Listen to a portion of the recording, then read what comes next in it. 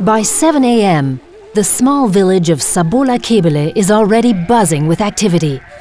Located in the highlands of Ethiopia west of Addis Ababa, it is far from roads and infrastructure. The villagers are largely self-sufficient and rely on agriculture for their livelihood. There are no shops here, there's no running water, and no electricity. There is, however, a small medical dispensary, and one part of it is currently serving an additional function. It is temporarily housing the mobile headquarters of the Walkitis Solar Center. Since daybreak, business here has been brisk. 4 solar technicians and their boss, solar inspector Mena Hailemichael, are preparing the equipment for the day. The team members are among the first graduates of Ethiopia's International Solar Energy School. These freshly minted rural solar energy technicians are now part of a network that aims to provide villages in Ethiopia with solar power. Ethiopia is a developing country, so almost no one in rural areas has access to the national energy grid. Many people don't know what electric lighting really is. They've never even seen a light bulb. There's only one possibility for these people to get electric lighting: through solar energy. Mena is head of the solar center. She's responsible for her team, coordinates the work, advises customers, draws up the contracts, and makes sure the necessary equipment is on hand. This management position is a real challenge for the 23-year-old, not least because, especially as a woman, she must first win acceptance from the local villagers. However, her charm and know-how are persuasive. The people here truly respect me, probably because I'm so committed to my work in rural areas. But they also respect my technical abilities. They find what I'm doing here is really good, and they realize I know what I'm talking about. They admire me, especially the men, partly because I'm the only woman among the technicians.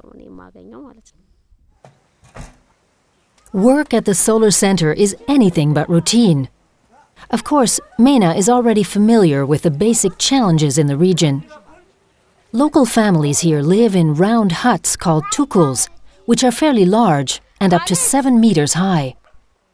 But the distance between a solar module, a battery, and a lamp must not be too great. Otherwise, long electric cables would reduce an installation's efficiency. Mena offers advice on where optimally the lamps should be placed. Her main goal is to get the systems up and running and to satisfy her customers. Mena can gauge just how satisfied the customers in this village are by looking at the number of systems that have been sold. One proud customer explains, "I first saw it at my neighbor's place and was really impressed. I also wanted solar lighting so our place could be brighter and my children could do their schoolwork in the evening." Business is based on the snowball principle. The solar center doesn't hand out the units for free, so the product itself must, and does, convince people to give it a try, and word then gets around.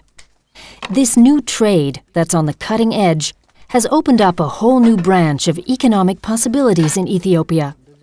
The plan in the near future is to establish economically sustainable solar centers across the country. The solar center idea is to reach as many as possible people in rural areas. And the solar centers will help us to distribute or create awareness in different areas and to many people. That's why we plan to establish many solar centers in the country. Of course, the cost of such solar installations is a sizable investment for the poor rural population, the equivalent of around $200 per household, paid over a period of 3 years. Still, it's no more than what people would otherwise have spent for their kerosene lamps. Solar lighting offers many advantages over kerosene lamps. It is brighter, it's not a fire hazard, and it doesn't give off dangerous toxic chemicals.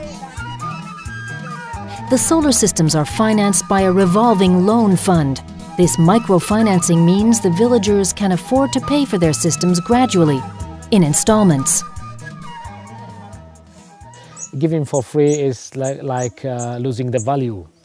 People don't understand how much it costs and how value it has, something like that. And second point is we don't have to look always new money to install in other areas. So the new idea is we give the system to the people and they pay back in 2-3 years, and then we use the money again to others. This is the idea.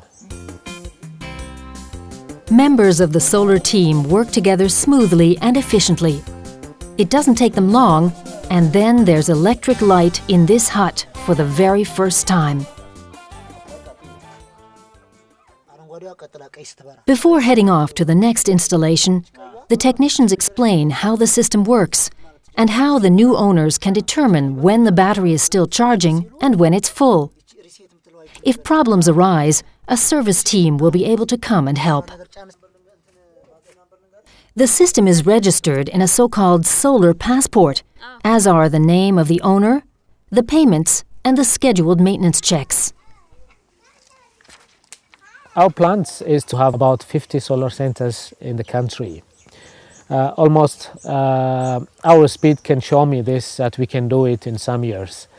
Because only 1% of the rural people have access to electricity. So unless that we have financial problems, we could reach this 50 very fast. It all started in 2006 in the village of Rema. This is where the Solar Energy Foundation first introduced its program Light for Education. And Rema became the first Ethiopian village to exclusively use solar energy to fill all of its electricity needs.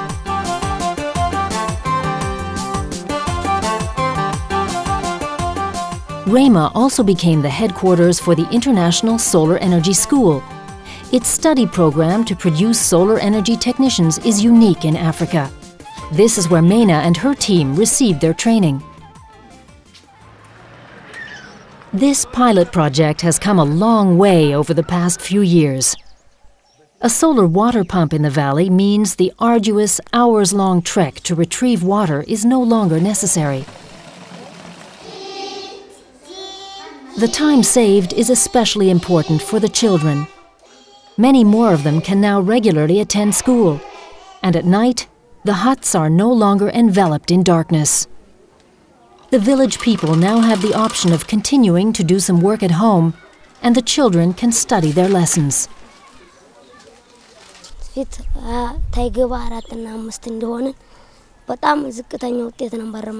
Before we had solar lighting, I was really bad at school, this boy tells us.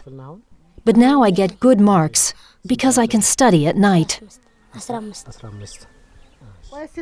And this woman explains, before we always had to search for matches in the dark. Now we don't even need kerosene or wood. We just push a button and there's light.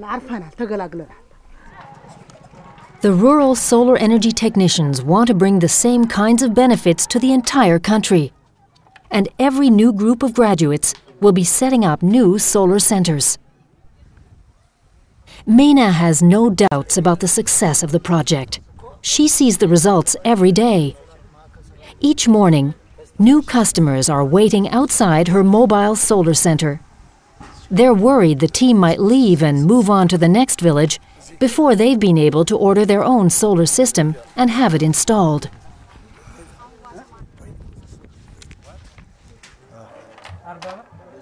They're also curious about other products, such as the newly developed mobile lamp, the Sun Transfer 2. This lamp can not only fully illuminate an entire hut, it can also double as a flashlight, and very important, it can be used to charge mobile phones.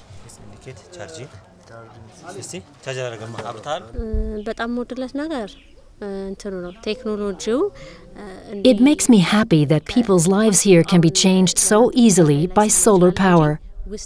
No matter where we go, when we do our work and see how people react, I feel satisfied. It's just wonderful to see how delighted the people are. I find the work we're doing is really fascinating.